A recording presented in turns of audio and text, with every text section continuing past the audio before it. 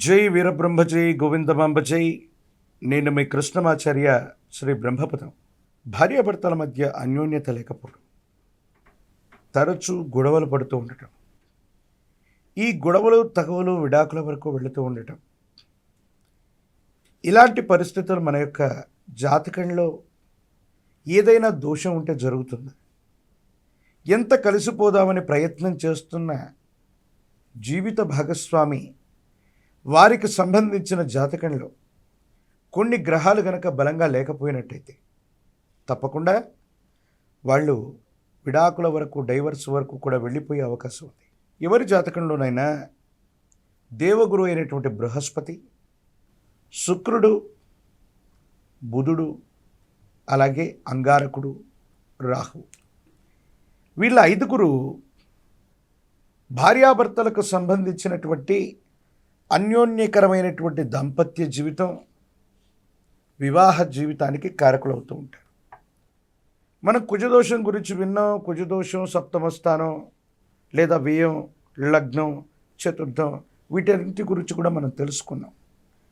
కుజదోషం లేకపోయినా లేక కుజదోషం పరిహారం అయినప్పటికీ కూడా భార్యాభర్త మధ్య సమస్యలు వస్తున్నాయంటే మీ యొక్క జాతకంలో దేవగురువు అయినటువంటి బృహస్పతి కానీ, బుధుడు కానీ, శుక్రుడు కానీ, రాహు కానీ సప్తమ భావంతో వీళ్ళకి సంబంధం ఉండి వాళ్ళు బలహీనంగా ఉన్న, పాపగ్రస్తమైనటువంటి ఇతర గ్రహాలతో వారికి స్పర్శ కానీ దృష్టి కానీ ఉన్న మీ దైనందిన జీవితంలో వివాహ బంధం అన్నటువంటిది నిలబడటం కష్టమవుతుంది. విడాకులు తీసుకునేటువంటి అవకాశం కలుగుతుంది.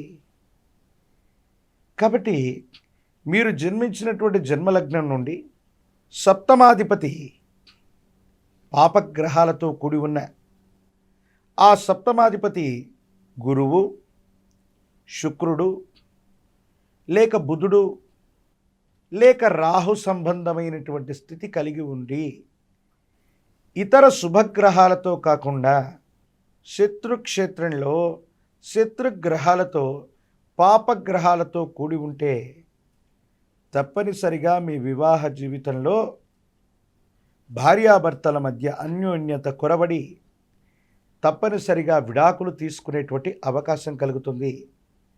పూర్వం నుండి కూడా వైదికంగా మరో రకంగా చెప్పచ్చు.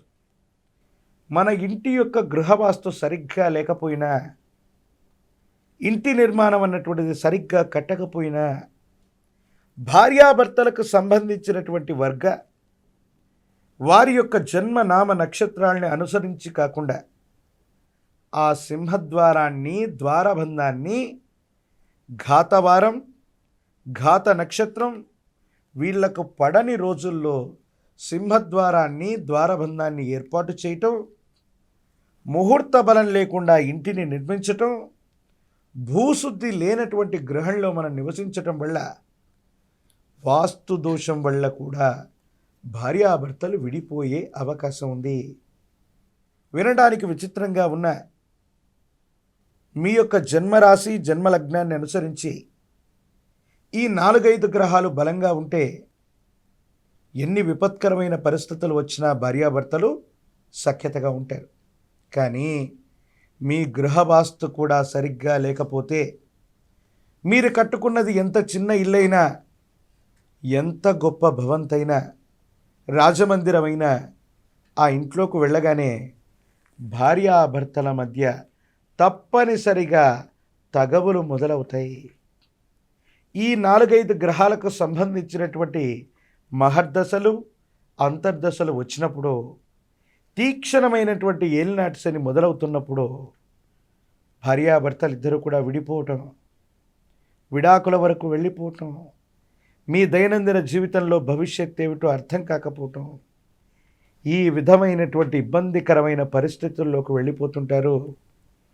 మరి భార్యాభర్తలు కలిసి ఉండాలి, చక్కగా ఉండాలి, అన్యోన్యకరమైనటువంటి దాంపత్య జీవితం ఉండాలంటే ఏం చెయ్యాలో నన్న ఆలోచన మీ అందరికీ కూడా కలుగుతూ ఉంటుంది. మీరందరూ కూడా తప్పకుండా దేవగురు అయినటువంటి బృహస్పతిని ప్రసన్నం చేసుకోవడం కోసం గురువారం గురుదేవత స్వరూపాల్ని ఆరాధన చెయ్యండి. శనగలు లేదా శనగపిండితో తయారు చేసిన నివేదనని గురుదేవతా స్వరూపాలకి నివేదనగా పెట్టండి. ప్రత్యేకించి ఒక్క గురువు యొక్క అనుగ్రహం ఉంటే మాత్రమే సరిపోదు, శుక్ర భగవానుడికి సంబంధించిన అనుగ్రహం కూడా కావాలి. అమ్మవారు దేవీ దేవతా స్వరూపాల్లో లలితా సహస్రనామ స్తోత్రాన్ని అనునిత్యం కూడా పారాయణ చేయండి.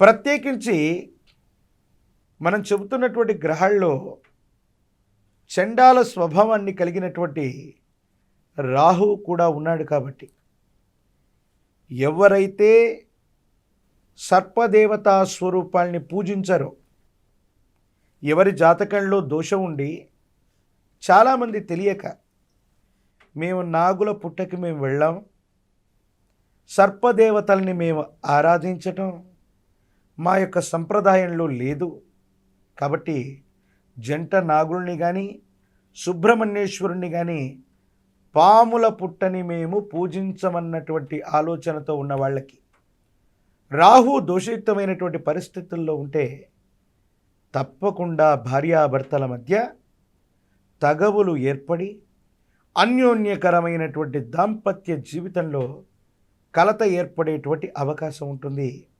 కాబట్టి ఎవరు కూడా సర్పదేవతా స్వరూపాలు, రాహు సరిగ్గా లేకపోతే సర్పదేవతా స్వరూపాలని కూడా ఆరాధన చేయటం, సర్పశిలను ప్రతిష్ఠ చేయటం వల్ల అన్యోన్యకరమైన దాంపత్య జీవితం తప్పకుండా మీకు కలుగుతుంది.